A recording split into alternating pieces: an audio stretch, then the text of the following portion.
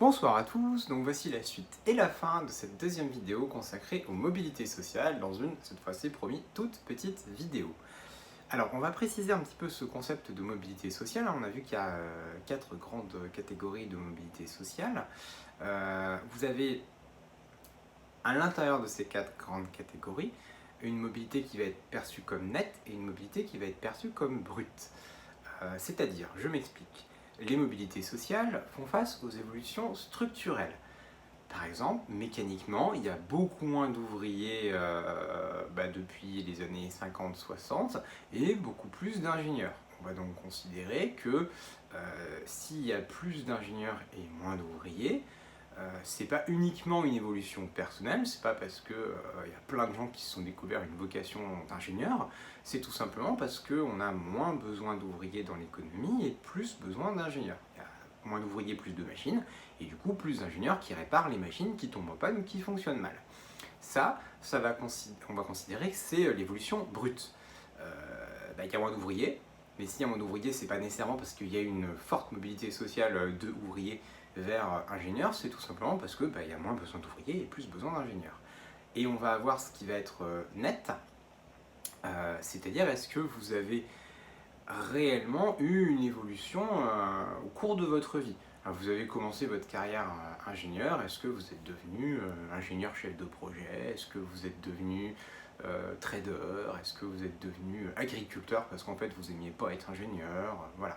Ça va être l'évolution nette. Un brut, est-ce que ça correspond à un mouvement d'ensemble, une évolution de l'économie et de l'organisation de la production, ou est-ce que vraiment c'est une démarche personnelle? Vous, que vous allez avoir une formation différente de vos parents, c'est considéré comme quelque chose de brut. C'est parce qu'on va adapter votre formation aux besoins de l'économie. En même temps, si on vous forme à quelque chose qui n'existe plus comme métier, voilà, genre tailleur de pierre, ça se fait moins quand même. Hein. Alors, pour reprendre cette notion d'éducation, on va revenir un petit peu sur Pierre Bourdieu, qui avait défini les catégories sociales en fonction de votre capital social, pour reprendre un petit peu ce concept de capital social. Et on va revenir sur l'importance du choix des parents dans l'éducation, puisque vos parents vous envoient à l'école. D'ailleurs, quand vous êtes petit, vous ne choisissez pas d'aller à l'école, vous y allez en pleurant parce que vos parents ils vous traînent par la main, voire par les pieds. Donc c'est bien eux qui choisissent et ils vont mettre en place une reproduction sociale. C'est-à-dire qu'ils vont vous inciter à faire un métier qui eux-mêmes trouvent valorisant.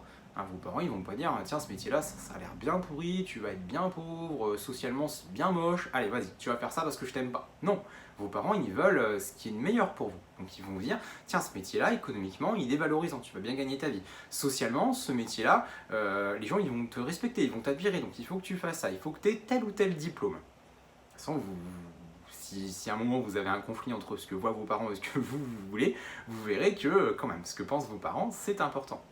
On a également le poids de l'endogamie, le fait de se reproduire à l'intérieur de son groupe social. Si vous voulez rencontrer comment vous dire ça, un partenaire, on va dire ça comme ça, ou une partenaire, il y a peu de chances que vous trouviez quelqu'un dans la rue et que vous fassiez hop comme ça et que là, tac, ça marche merveilleusement bien. En général, vous rencontrez quelqu'un dans votre cercle d'amis ou une connaissance, on va dire que vous rencontrez par des gens qui vous sont proches. Donc il y a de grandes chances statistiquement que vous soyez avec quelqu'un de votre groupe social.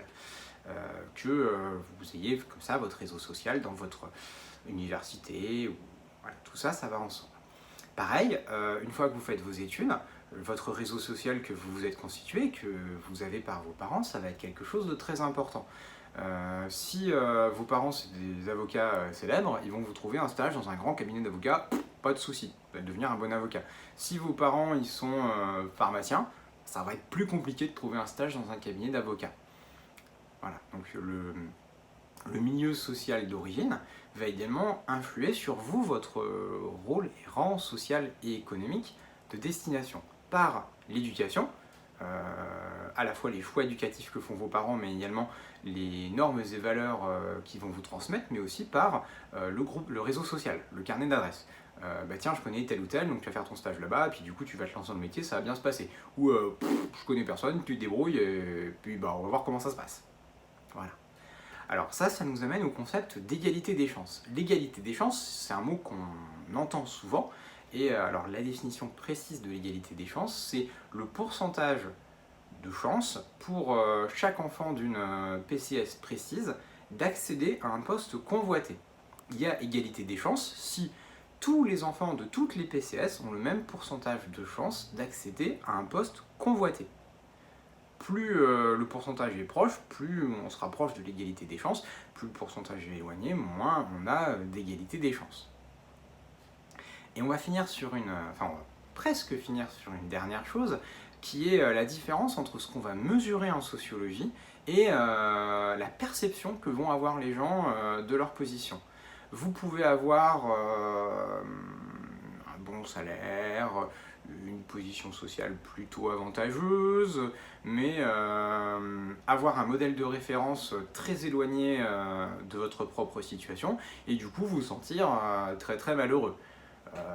Si votre but dans la vie c'est d'égaler Bill Gates, que vous devenez millionnaire parce que vous fondez une start-up, au fond de vous, vous allez vous dire ah, quand même je suis loin de Bill Gates, lui il a fondé une grande entreprise, moi j'ai fondé une petite entreprise, j'ai pas beaucoup d'actionnaires, les choses vont pas si bien, Bill Gates il a une grande maison en Californie, moi j'ai une petite maison sur la Côte d'Azur, voilà.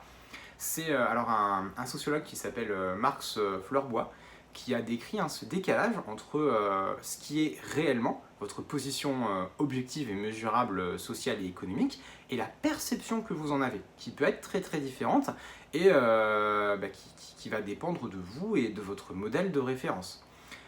On a également quelque chose, c'est dans les études de sociologie, un sociologue va lui-même se référer à un propre modèle. Par exemple, quand on va étudier la façon dont vont se comporter les classes sociales supérieures, on va comparer les visites de châteaux, de musées, d'expositions, et on va dire que classe sociale populaire vont aller voir des matchs de foot, vont aller à la grande braderie de Lille, et vont faire, je sais pas, la tournée des bars. Au fond, pourquoi est-ce que ce serait mieux d'aller dans un musée que d'aller voir un match de foot? C'est vachement plus marrant un match de foot. Voilà, on pourrait aussi se poser cette question-là. Sur quels critères on se base, et est-ce qu'au fond, les critères qu'on emploie, ils ne reflètent pas le milieu social de l'universitaire qui mène ces études-là. Et on va se quitter sur une dernière chose, un petit peu triste pour vous, donc on va finir par ça, comme je suis quelqu'un de très gentil, qui s'appelle le paradoxe d'Anderson. Alors Anderson, il a mis en valeur quelque chose de simple que vous connaissez tous, c'est le fait que les enfants ont un diplôme supérieur en général à celui de leurs parents. Pourtant, ça ne va pas leur assurer une position sociale plus élevée. Il y a des chances que si vous c'est quasiment sûr même, si vous voulez faire le même métier que vos parents, il faut que vous ayez un diplôme plus élevé que celui de vos parents. Parce que comme on a de plus en plus d'élèves qui font des études de plus en plus poussées, et qu'en plus on a de plus en plus d'innovation, donc on a des concepts qui sont de plus en plus perfectionnés, pour avoir le même stade hiérarchique, la même position sociale, les mêmes connaissances, on doit avoir un diplôme beaucoup plus élevé que des gens qui ont commencé avec un diplôme moins élevé, mais qui ont suivi une formation tout au long de leur vie. Ce qui fait que vous, pour commencer dans la vie, vu qu'eux ils se sont formés tout au long de leur vie, vous devez avoir un diplôme plus élevé. Voilà. Alors j'espère que ça ne vous déprime pas, que cette vidéo vous a plu, et je vous souhaite une très bonne soirée.